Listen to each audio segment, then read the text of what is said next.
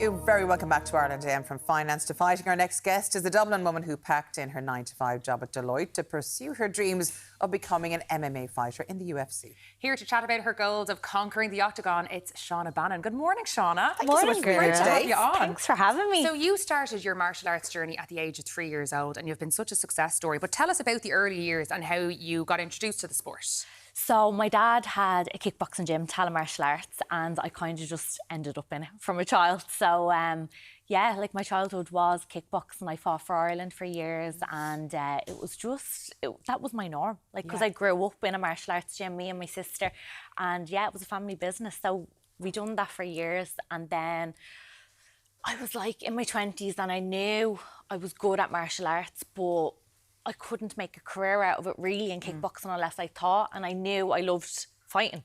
So I made the switch to taekwondo, Olympic style taekwondo, and I'd done that for about a year and a half, but I just didn't love it. So I was like, what am I going to do? And I remember Paddy was teaching jiu-jitsu in the same place where I was doing taekwondo, and I was like, I'll give that a go. And then I fell into an MMA class and I fell in love, and I was like, this is what I want to do for work. Yeah, but the actual discipline of doing that and the physical toll it takes on your body is huge. Like, tell us what your normal day training. I know you have a fight coming up now, so tell us what the prep is like for that. It's quite intense, and it's intense on the body, and you're in a calorie deficit as well, because I have to make weight to fight as well, so that's a huge part of it. On top of training, so you're training 2-3 times a day, and so what does your day look like? Like, because you wake up in the morning. So I wake up in the morning. My morning session might be like a cardio session, and then I'll go and do weights, and then I could have sparring that night, and then I have to try and get my recovery in between as well. So I do a lot of hot yoga, saunas, technique classes. So yeah, it is. 2 to 3 times a day is mad training, isn't it? I can't even squeeze in my 2 to 3 times a week. A month, never mind that. Before you started kind of doing this professionally, you were working, you had an office job, you were working Deloitte, and you said, I'm going to give up this because I want to reach the peak of this that I can. So tell us about that when you gave up that job. Yeah, so it was the December of 2019 I left Deloitte, and I was still an amateur at the time. And I went to Thailand to train for a month, and they were like, you can have the job when you come back. And I was like, no, I want to pursue this. And Paddy had opened a float tank in the gym. So he was like, look, you can do a couple of hours here, but you can still train. And like, I was taking a huge pay cut, but I was like, this is what I want to do. And then in the March of that year, I fell pregnant. So that was a shock. Yeah, big shock, like huge shock. So I was after leaving a really well-paid job. I found out I was pregnant, and then we went into lockdown. So I literally found out I was pregnant, and then, like, a couple of days later, the whole world went into lockdown. So I was like, oh my God, panic stations, you know, like, because I obviously would have been able to work from home with Deloitte, and I wasn't working. And yeah, at the time, I thought it was like I was catastrophising it in my head. But you know what? Like, looking back now, I do really believe that everything happens for a reason.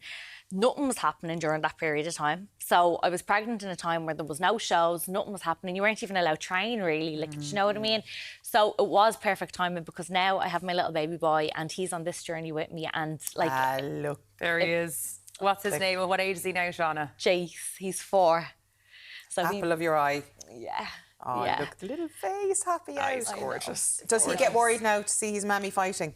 No, not at all. He's probably there with you sparring. Yeah.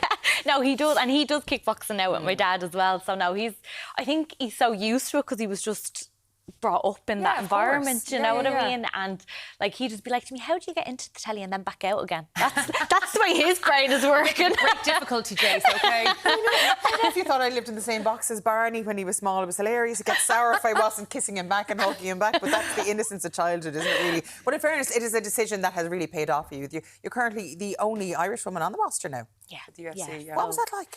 It's amazing. Like, it really, really is. Like, the UFC is the pinnacle of the sport, and I got there quite fast in consideration. Like, I'm doing MMA. It's nearly 8 years now, but I'm in the UFC too. I had my first 5 pro fights in the space of 12 months, and then I got signed to the UFC, so it was very fast. But like, that's where I wanted to be, and I knew that was where I wanted to be, and I was doing whatever it took to get there. Do you know what I mean? And you're currently at 7-1. Yeah. So is there a pressure to keep that streak going? Yeah, 100%. Like, MMA has a lot of pressure in any way, especially that I'm the only female in the UFC and from Ireland. Like, and there is that pressure anyway, but I love pressure, because I think that kind of that's what gives me that drive. Pressure makes diamonds, girl. You know? Yeah. You had a bit of a setback in March. Tell us about that. I mean, that was something that was quite physically debilitating. Yeah, I got dropped. What does drop mean now? Explain it to yourself and Shiva know more about the UFC than me, so what does that mean? So I got a boot to the face. And A boot to the face. But it was kind of when you weren't looking, so it was kind of like when your back was almost turned, wasn't it? Do you know what? She had kicked me low a couple of times, and that's illegal for anyone that doesn't know. Yeah, 'cause there are strict rules in this sport. Yeah. So she kicked me low a couple of times, and she had done it again, and I was kind of lost focus. Big mistake.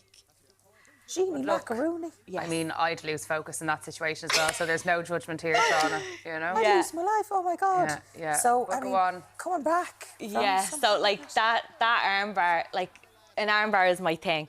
And literally before we left the room, I said to one of my training partners, Gary, I was like, all of her losses are by armbar. And he was like, yeah. And we had drilled that technique right before I left the room. And then, like, obviously I didn't plan on getting dropped and that happened, and I planned on taking her down and doing it.